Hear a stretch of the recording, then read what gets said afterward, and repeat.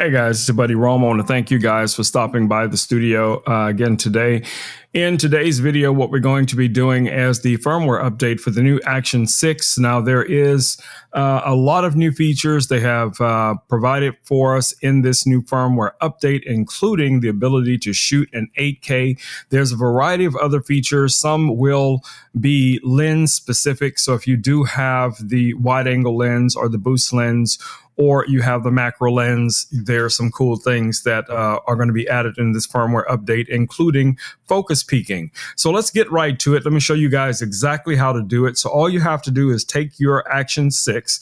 Let's switch over here to the desktop view real quick here. And as you guys can see, here's my iPhone. This is my iPhone 16 Pro Max. Here is the camera. So let's go ahead and just turn the camera on.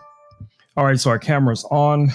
Doesn't matter which of the, profiles or resolutions you have set for it. It should automatically see it. As you guys see, I have it in the square capture mode here. So we're just going to go to our app here, DJI Mimo app, wait for it to load, give it a chance to connect to the camera. Now, my phone is connected to my computer and I use it as a webcam, so that can be an issue sometimes, especially with the same software that I'm using to record everything. So we go back to our home button. You guys can see right up here, it's showing that there is a firmware update available for this camera. So let me show you guys that real quick. So you'll see that at the very top of your screen. And then all you have to do at that point is to click on the firmware update. And then you're going to click on the install button. And as you guys can see here, this is 825 megabytes for the install. So let's go ahead and get right to it. Simply enough, hit the install button.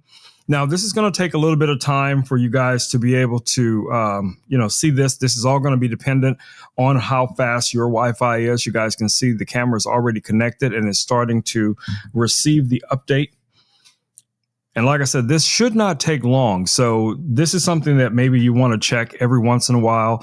But I will do videos, as well as I'm sure other, influencers or, YouTubers will be doing videos on this camera as any new features come out. So this is going very quickly. But again, I do have a pretty fast Wi-Fi here, so that has a lot to do with it. I was going to wait to do this on my live stream tonight, but I figured I would go ahead and just do this as a dedicated video in case you guys don't watch my live streams. So this way you'll be able to, access this and you'll see how simple it is to get this all set up. So right now we're at 88%. We're getting pretty close.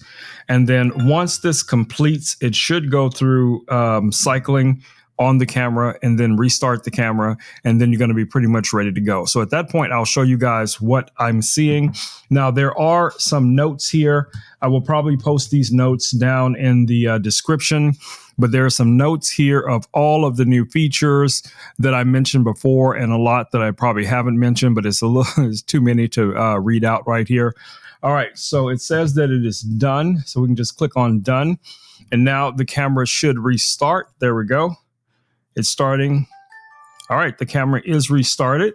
All right, so at this point, what we want to do is we want to go in here and want to take a look at our resolutions available. Now, I do know at this orientation that I have set here, it's not going to allow me to do 8K.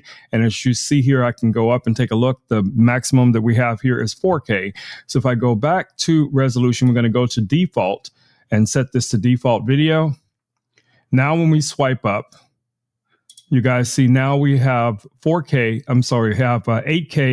16:9, and you can do that anywhere between 24 frames a second all the way down to 30 frames a second. So I think that's what a lot of people were looking forward to, is that we would be able to actually utilize the full sensor. So I think this is going to be a lot helpful for a lot of people like myself that are using these cameras, for production. Now, if you're an Action user, let's take a look real quick here at your stabilization. So you guys see I have most of the stuff set up to auto, but we can go in here and take a look at our variable ND. Everything looks the same, variable aperture, So we have an option here of daily or sport. So we can use either of those two Let's go take a look. Want to make sure everything is your zooming capabilities are still there. Can we still zoom in? It says double tap, but yeah, there we go. So yes, we can still zoom in onto the 8K. That's pretty nice. And as far as my aperture, I'm seeing 2.8 for the light that I'm in right now, which is pretty good. So yeah, everything looks pretty much the same. I don't see anything that's majorly changed. We can go in here and look at our, our lens. So you have the option of wide, natural wide, or standard D-warp. I use that a lot. We also have Rocksteady here, or Rocksteady Plus, which is still available in the 8K. So again, really nice. All right, guys, like I said, I just want to do a quick video showing you guys how easy it is to update the firmware on the Action 6. So hopefully this video has been helpful, if nothing else, informative, and I will see you all in the next video. Until then, stay safe. Peace. I'm out.